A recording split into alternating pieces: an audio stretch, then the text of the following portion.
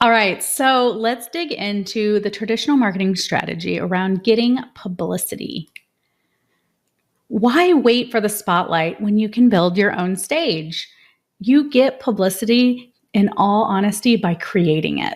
Okay, you're driving it. And I know so many times you think, oh, if somebody was featured in a big magazine or an online publication or on a TV show, that they reached out to them. And in some cases of the bigger TV shows, yeah, that's the case because you have all this other social proof of all these other things that you've done. But if you don't have a ton of publicity now, it's on you to go and create it. And I'm going to share with you how to do that. All right. So what do media features do for your business? And that's what publicity is. Really, it's getting covered in the media. Okay. And some people see it as quote unquote free marketing, but a lot of the times it takes your time, or a lot of cases, some coaches hire publicists. You can do it on your own, or, and I'll share the strategy, but it's like having a system around it where you have maybe a virtual assistant that's helping do things.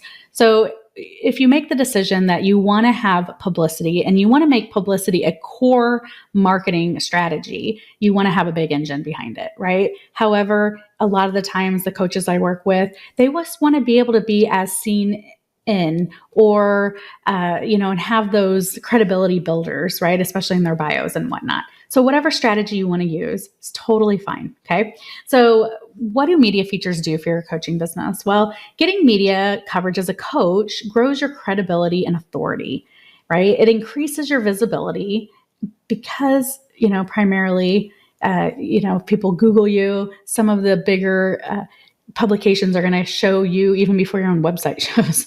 So that helps increase your visibility in that case, and attracts new clients by showcasing your expertise to a broader audience. So that's really what media can do for your business. Please note that media helps you stand out from the competition and improves your online presence. So yay, thank you, SEO, search engine optimization, which makes it easier for potential clients to find and trust you. So obviously, as much as possible, you want to have your website come up if somebody puts your name in there. And under it, you would have, if it was Forbes.com or, mindbodygreen.com, some other types of things to show that you have a trail of publicity behind you that really shows like, oh, this person's legit, right? So that's what we want. Some media examples for publicity. So some different type of ways that you can, be featured, to get publicity, right? This is that whole as seen on, as featured on, as featured in. And I shared the ones that are on my website. I've been, featured in more, but these are the top ones that I can, have somebody click on and they can read an article and stuff like that. But, I had an article written on me on Forbes.com, HuffPost, and I'm going to show the strategy of how I got into Huffington Post, and Voyage Houston, which is a local online magazine here in Houston. You might have a Voyage Chicago, Voyage, whatever, type of thing you could be in as well. So I talk a little bit about that in the strategy here. There's a localized version that you can be in, featured in something, and then there's more of a national and international, right? So when you want to be starting out, it's easier to go get the local stuff before the bigger stuff. But, Voyage Houston was one of the later ones, actually. So however you want to do it, if I were to go back and I was teaching publicity, I would say start local. But, everything works here. So some different examples when you think of media is really online magazines. So an example would be Forbes.com, right? But Forbes is Forbes. So, to me, it's like Forbes.com is the online version of the physical magazine Forbes. And mine's business focused because I'm a business coach. Depending on what type of coach you are, the physical magazine you'd want to be featured in. I remember when I first started my coaching business, I launched a book. I wrote a book, and it's called The Boss and Bunny Slippers. And it was all about being a leader while working from home. It was so beyond if I would have written that prior to COVID, I was about a decade ahead of my time. But I just remember wanting to be in Home Business Magazine more than anything. And I got like a physical interview, an article that was in Home Business Magazine. I still have it somewhere, but that was my first real touch with publicity back then, but it made sense because that was kind of my expertise, is teaching people how to work from home. So physical magazines, TV media, so something like the Today Show, Fox News, CNN, local news, that type of stuff. So that's also publicity that you can be as seen on type of thing. Newspapers, so online newspapers and physical newspapers, New York Times, Wall Street Journal, your local paper. We have the Houston Chronicle. They're always looking for content. And that's what I want to demonstrate when it comes to publicity is writers are always looking for content. Magazines are always looking for content, especially online, because they're turning it like crazy. So all you got to do is pitch them, right? And then there's hybrid news and blogs that you could be featured on. Example, HuffPost.com, that type of thing. There's many, and I'm sure there's great ones for your niche as well. Podcast. So people don't think about podcast as far as publicity goes, but a podcast, an example might be Entrepreneurs on Fire, or there's millions of podcast examples. And I'm sure you have the ones that you're like, if I was just on, we want to be on the podcast where our coaching client profiles, where they're listening, right? Other blogs. So I used Mind Body Green as an example. So some great, very famous blogs. And, you want to think in terms of more niche blogs as well. Again, I would rather you have an article in something that gets 1,000 eyes that are your exact client profile versus 100,000 that may not be your profile at all, right? Just think in terms of being specialized. And then any type of other platform. So now we've got YouTube channels, co-lives that you can do on Instagram. And I'm sure social media is going to continue to grow and expand, and you can go live with people and whatnot. LinkedIn articles. There's so many other platforms that are coming out where you can get publicity as well. All right. It goes beyond traditional media. All right. So, but let me back up. That I showed you the as seen on with the 3 logos. A lot of the times that may be all you want with publicity, is just to have 3 to 5 places, and you can use these strategies to get that as well. Right. So, I have it as a credibility builder on my own website. I use it in my blog or in my bios and that kind of stuff. So just be thinking as you're listening to this, is publicity something you want to get, have recurring, or do you want to have just get the logos and, the link backs and stuff like that, so it can be a long-term strategy or a short-term strategy. Okay. All right. So how do we get publicity in 4 simple steps? All right. You can have strong online presence. You have to have a strong online presence. So this is where you have your niche defined, and that niche is shared on your website. It's in your social media and another online platform. Ideally, does this all have to be in place to get a feature? No, it makes it so much easier though. And another online platform might be if you have a podcast, that is about the niche, or you have a YouTube channel or a blog or something that the writers and the journalists can go reference to make sure it's just as a credibility builder for them to get an article written as well. Okay. And a lot of the times they may interview you, but the majority of the times they're just going to ask you to write the article, and they're going to maybe edit it or whatever, but they are just turning and burning content so quick. So a lot of the times you're writing it. Okay. All right. And then the second step on how to get publicity is you want to make a focused media list. And you want to start by just creating a spreadsheet, or you can just do a Google Doc or put something on your phone notes, whatever it is. It all starts with a plan. So make a list of those top media outlets that you want to be featured on. Okay. And then you're going to then reverse engineer and go find contact information in order to pitch them, which I'll tell you about in a second. All right. So, and then you want to have the second part of number 2 is you want to have a media kit, and you can Google, search media kit. There might be examples even in Canva, but you want to have a media kit. For me, mine is tarabulman.com/media. I have a webpage dedicated to it, which is going to give your bio. It's going to have your headshots. It's going to have, topics you can talk about. It's going to have examples of, you in action, type of thing that you can reference and make it easy for the media outlet to go, oh, okay, like this coach is legit, right? This isn't their first time. And then you want to also then be pitch ready. And pitch ready just means pitching yourself to be featured. Okay. So you want to demonstrate when you're pitching to an outlet, you want to demonstrate the value to their audience. Okay. You want to create what I call a publicity system. And this is really about having a process in place in your own coaching company that allows you to use your focus media list and maybe a couple times a week, pitch a different opportunity. So, and then you just make that as part of your weekly thing that you do for marketing. And then let's say this third step in getting publicity is around pitching yourself to the media. Okay. Yes, maybe, someday you can have a publicist who's pitching you all day, every day. If that's your budget, awesome. I know speakers I've worked with, they've actually invested in a high-end publicist because they want to, that's important for them to get these $10,000, $20,000, $30,000 speaking engagements.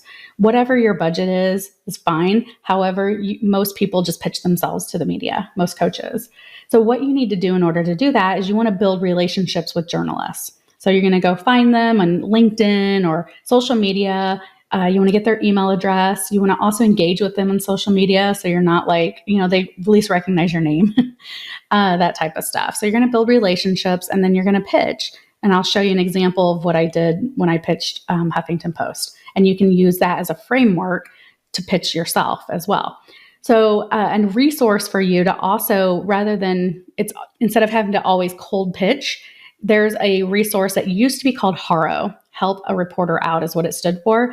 They are now connectively.us. Okay. So you can go to that website and sign up. And there's a free version of it where, the journalists are putting calls out there. Hey, I'm looking for an expert who, and you can go then say, hey, you reply to that.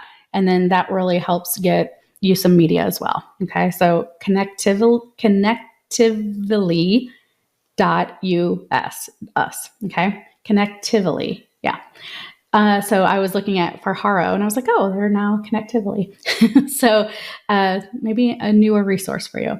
And then the next and last step is you want to leverage the media that you do receive. Okay. Share it with your audience, tag the media outlet. When you're sharing with the audience, you never know who's going to be in there, tag the journalist, like all that kind of stuff, because that visibility is great for them as well.